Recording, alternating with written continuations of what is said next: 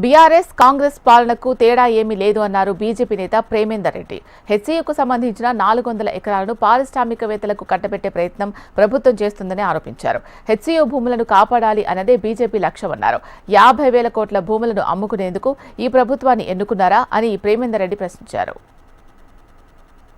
గత ప్రభుత్వం అవినీతి పెరిగిపోయిందని, రాష్ట్రంలో దోపిడీ ఎక్కువైందని, కుటుంబ పరిపాలన జరుగుతుందని ప్రజలు భావించే గత బీఆర్ఎస్ ప్రభుత్వాన్ని దించి కాంగ్రెస్ ప్రభుత్వాన్ని అధికారంలోకి తీసుకొచ్చింది.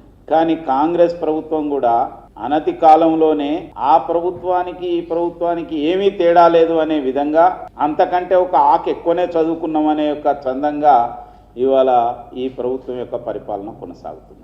ఒకవైపు లగచర్ల సంఘటన జరిగింది భూసేకరణ విషయంలో. హైదరాబాద్ సెంట్రల్ యూనివర్సిటీకి సంబంధించిన 460 ఎకరాలు సుమారుగా ఇంత పెద్ద భూమిని ఇవాళ ప్రభుత్వము తీసుకొని పారిశ్రామికవేత్తలకు కట్టబెట్టడం కోసమేనా అని చెప్పి భారతీయ జనతా పార్టీ ప్రశ్నిస్తుంది. మా రాష్ట్ర అధ్యక్షులు కిషన్ రెడ్డి గారి నాయకత్వంలో మా యొక్క కేంద్ర మంత్రులు, పార్లమెంట్ సభ్యులు కూడా ఇప్పటికే విద్యాశాఖ మంత్రి, కేంద్ర విద్యాశాఖ మంత్రి గారిని కలిసి ఆ యొక్క భూమిని కాపాడడం కోసం కాపాడాలనే యొక్క వినతిని కూడా చెప్పడం జరిగింది.